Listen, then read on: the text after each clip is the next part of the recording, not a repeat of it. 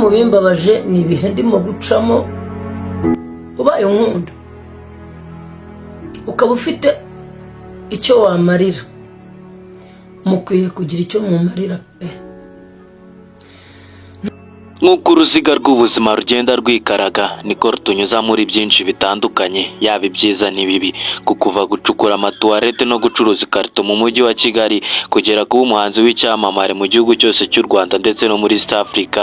Umuhanzi Theo Bosebabireba aratabaza.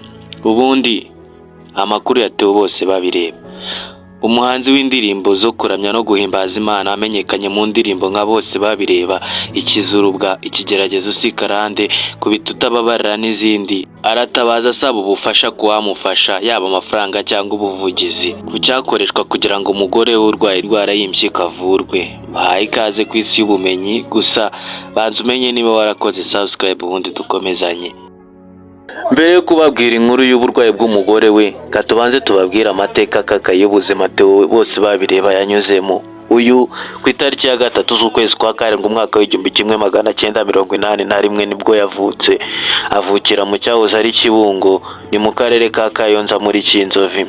Theo Bosebabireba yavutse ari umwana w'imfura ku mugore wa kabiri wa se, avukira mu nzu y'ibyatsi. Theo Bosebabireba ahanini ubuzima bukakaye yanyuzemo yabutewe nuko se Kanamugire Yohana yihakanye nyina.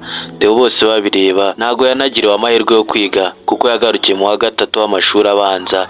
Aha nubwo yagarukiye muri uyu wa 3 w'amashuri abanza, ahanini yagarurwaga n'abarimu bitewe nuko yari afite impano yo gukina mu gihe imikino yabaga yegereje.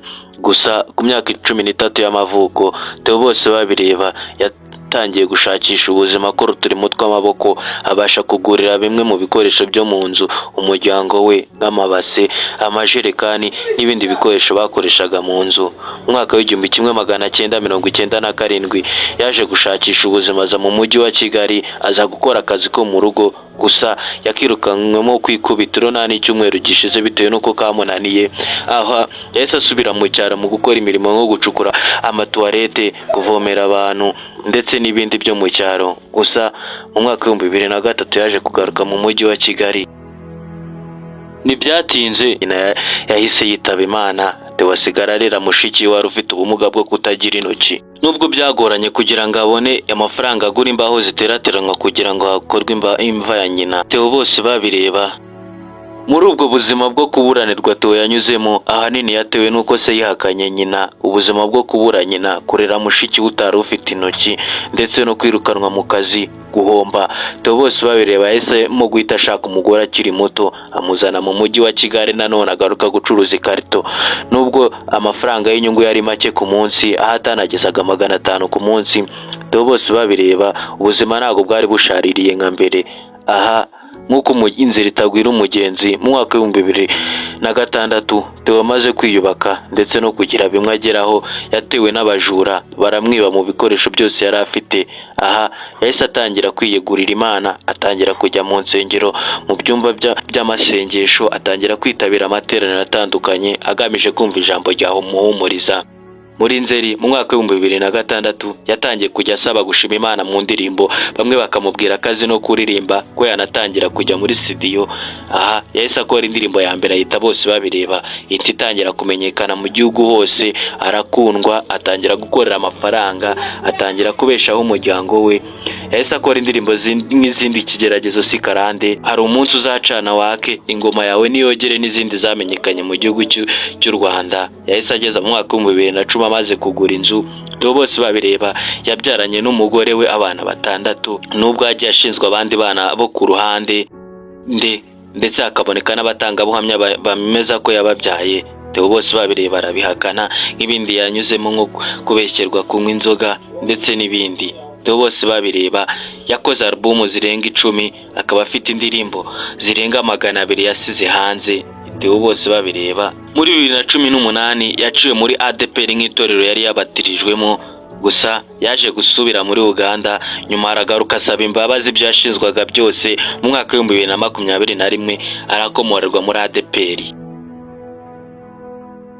Mu mpera z'umwaka w'ibihumbi 2024 nibwo Mushimiyimana Marie Chantal umugore wa Theo Bosebabireba wamubyariye abana 7 yafashwe n'ikibazo cy'indwara y'impyiko.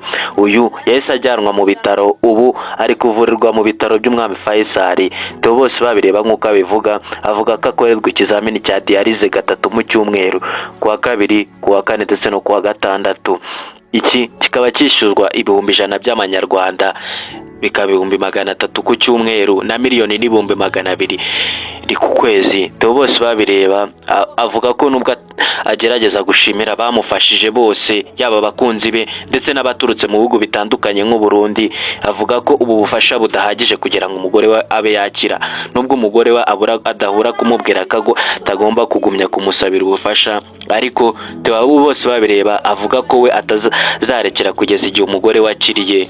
Theo Bosebabireba aratabaza leta cyangwa umukire wabasha kumwishyurira igihe cy'ukwezi muri ibi bitaro, kuko amaze igihe kingana n'amezi 10 cyose yishyura ndetse anasaba ubufasha nubwo budahagije, n'umuryango we munini ukaba uri kubura ibikoresho, inzara ikaba ivuza ubuhuha, abana ku mashuri nabo ibibazo ari ibibazo. Theo Bosebabireba avuga ko nk'uko bisa nko kwiteza isi, ariko akeneye ubufasha bushoboka.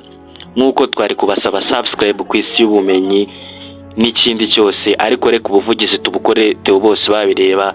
Na telefoni ye ni 0782 62 59 78, 0782 62 59 78. ahari kujya subscribe washyira ubufasha bwa Theo Bosebabireba cyangwa ubuvugizi, nk'uko indirimbo ze zitabura gutanga icyizere nk'ikigeragezo si karande. Koko nago byaba karande kuri we, hariho umunsi uzacana wake, reka uwo munsi uzaturuke muri twebwe, kandi Imana yakoreye ntiyatuma aho yamwambikiye inyenda hambarira inshocero. Ndetse reka mbashimire nanone mwe mwafashe umwanya wanyu mukumva kino kiganiro kugeza hano, naho ubutaha.